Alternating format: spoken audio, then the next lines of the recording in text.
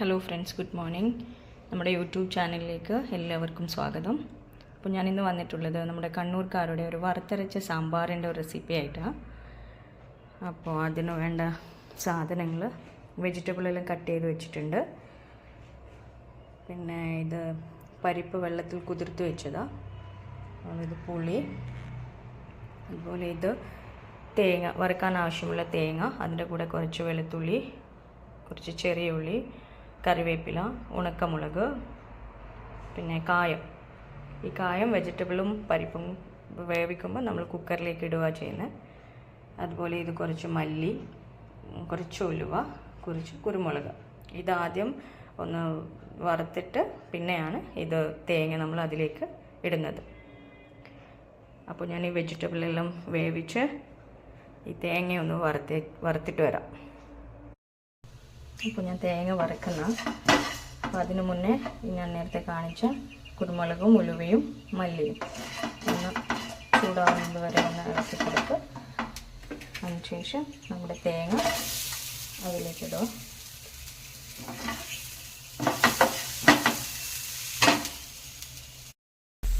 അപ്പോൾ നമ്മൾ തേങ്ങ വറുത്തിട്ട് ആവാനായി.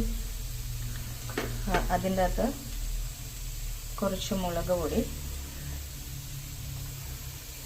പിന്നെ കുറച്ച് സാമ്പാർ പൊടി, അതും കൂടി ഇട്ടൊന്ന് ഇളക്കുക. തേങ്ങ വറുത്ത് കഴിഞ്ഞിട്ട് നമ്മൾ ഗ്യാസ് ഓഫാക്കി കഴിഞ്ഞിട്ടിട്ടാൽ മതി, അല്ലെങ്കിൽ ചിലപ്പം ഈ പൊടികൾ കരിഞ്ഞു പോകും.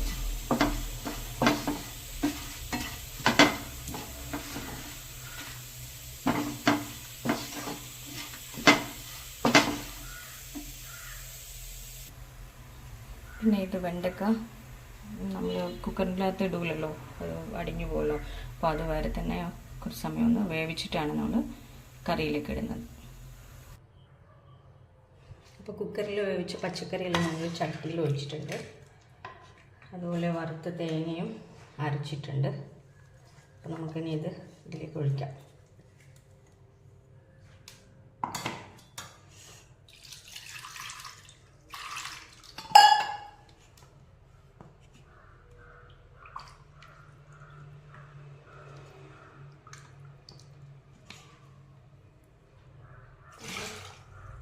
കുറച്ച് വെള്ളം കൂടി ഒഴിച്ചു കൊടുക്കാം.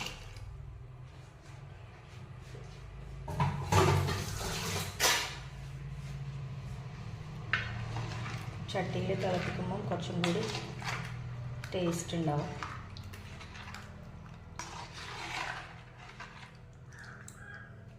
നമുക്കിനി ഇത് തിളപ്പിക്കാൻ വെക്കാം. ഇപ്പം നമ്മളെ സാമ്പാർ തിളച്ചു വരുന്നുണ്ട്. അതിലേക്ക് കുറച്ച് കറിവേപ്പിലയും പിന്നെ ഒരു കഷ്ണം വെല്ലം, കഷ്ണം ആ ഒരു ടേസ്റ്റിന് വേണ്ടിയിട്ടാണ്, അതും കൂടി ഇട്ട് കൊടുക്കാം.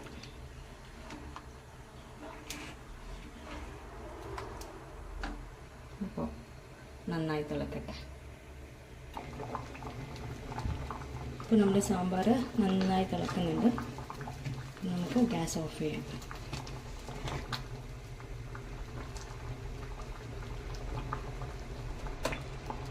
നമുക്കിനി ഇതിലേക്ക് വറുത്തിടാം.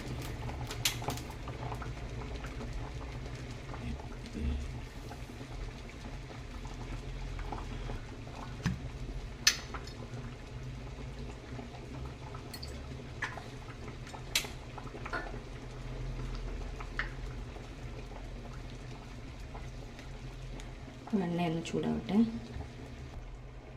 അപ്പോൾ എണ്ണ ചൂടായിട്ടുണ്ട്. അതിലേക്ക് കടുക്,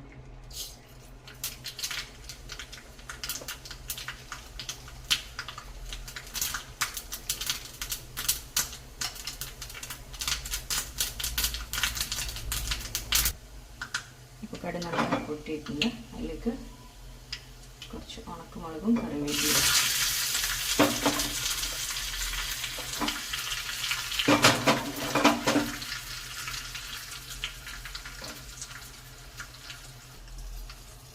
നമുക്കിനി ഇതിലേക്ക് ഒഴിക്കാം.